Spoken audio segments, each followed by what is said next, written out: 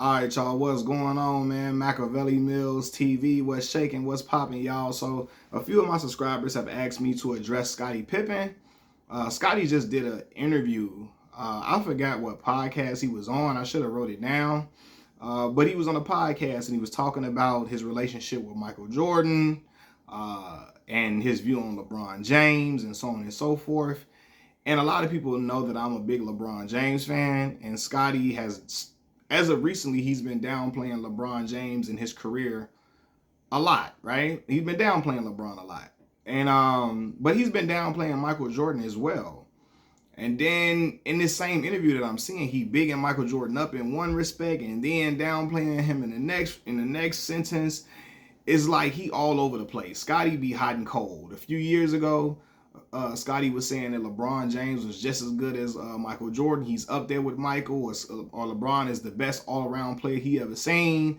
Then the next minute, he don't know if LeBron would have been able to play that well in the years that they was playing. And the next minute LeBron ain't close to Kobe Bryant. Like he flip flop a lot.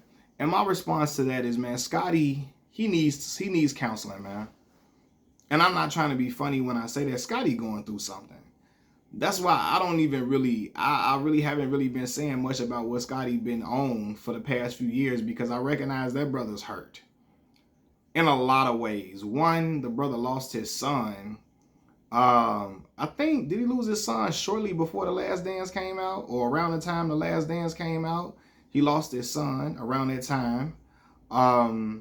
Then couple years prior to The Last Dance coming out, his then wife, Larsa Pippen, was running around with Future.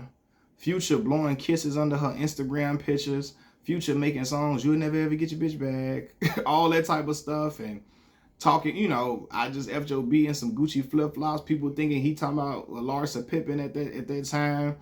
Future, like, he out flirting with your woman and making it known that he's smashing your wife. And Larsa was going through a damn midlife crisis. She still is going through one, because she's a great value Kardashian. That's what she want to be. So Larsa running around first with Future. Then she was running around with Malik Beasley. Then eventually she made her way to Michael Jordan's son, right?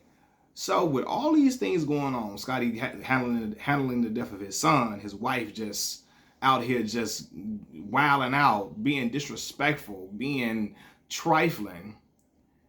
I think that has taken a toll on his ego. It's taken a toll on him as a person, and certain feelings that he has towards Michael Jordan, towards the world in general. You know what I'm saying? I think he's taken like a cold approach on a lot of different things due to what played out with him, with his ex-wife, with his now ex-wife, and then combining that with the loss of his son. So I feel like Scottie needs some therapy.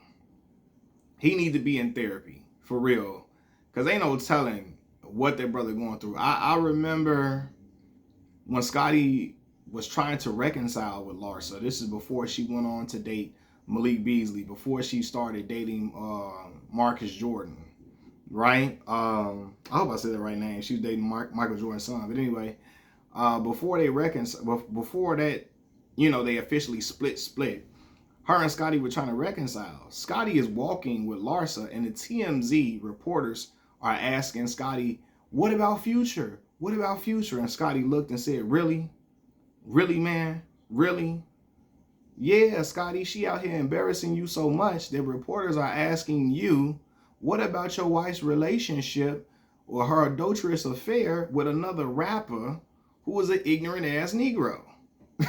And I think all of those things crushed Scottie's pride to a point of, I shouldn't say to a point of no return. Hopefully it is, but I feel like he's just lashing out now. He's lashing out.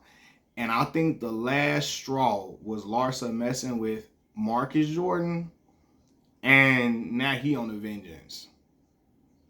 He don't care what he talking about, how people feel about nothing he's saying. He don't give a damn. And that will do it to a man. especially when Larsa was messing with Future, a man who did not care about disrespecting Scottie. You know, some women when they cheat with a dude who not gonna, make it known, who not gonna make it obvious. They cheat with a dude who not gonna be trying to flaunt it to the other dude and all of that. They cheat with a dude that's gonna be low key about it. Future wanted people to know he was smashing Larsa. He wanted people to know that was his little yeah, his little joint, his little yeah. He wanted people to know that was his little, his little side piece. That he was a side piece to his side piece, basically. You feel me? He wanted that to be known, and so in order to humiliate Scottie, and humiliate Scottie is something that he did and she did as well, and then she further kept humiliating him, running around with these young ass boys, and all of that. But yeah, Scottie is a victim to all of those things. So I'm not even like getting upset with Scottie or like ready to lash out, because I just know he going through something that he got to seek some therapy for.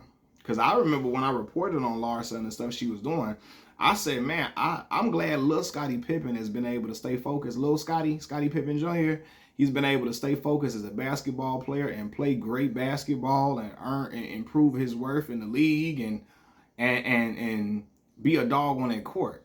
Because that can affect a young man's psyche, a young man's mental on the court. Because she was messing around with Future while little Scottie was in college, where college arenas and college fans are, oh my God, they are ruthless.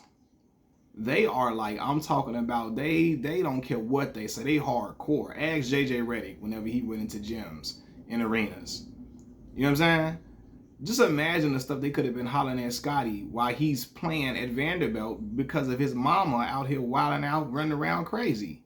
So my thoughts were always with little Scottie when Larsa was doing what she was doing. You know, I'm like, man, I hope little Scottie all right. But now, big Scottie, I think all of that has affected him, combining that with the loss of his son. And I can only imagine when a man loses a child, or a parent in general loses a child. Like, what? I saw my father lose my brother, and what that did to my dad. It was the first time I ever seen my dad cry, and he had already lost 2 brothers before that. You know what I'm saying? While I was living. Now, my father's father passed away before I was born, so I didn't see that, but I went to both of my uncle's funerals. My father didn't cry at those funerals. My brother, he broke down, passed out, all of the above. So, that damage and crush a man's soul. His baby passed away. We parents want to outlive our children, right? But combine that with what Larsa doing, I'm surprised Scottie ain't just, we've been seeing Scottie tipsy. I'm just glad Scottie ain't out here, in the middle of the street looking like, what's old dude name? Frank Gallagher from the dang on, what's that show called? Shameless. I'm glad he ain't out here like Frank Gallagher. But Scottie going through a midlife crisis. You seen all that hair he had, the crazy hairstyle he had, looking like Chester Cheeto outside with braids in his hair? Because Larsa had his mind warped. So prayers to him.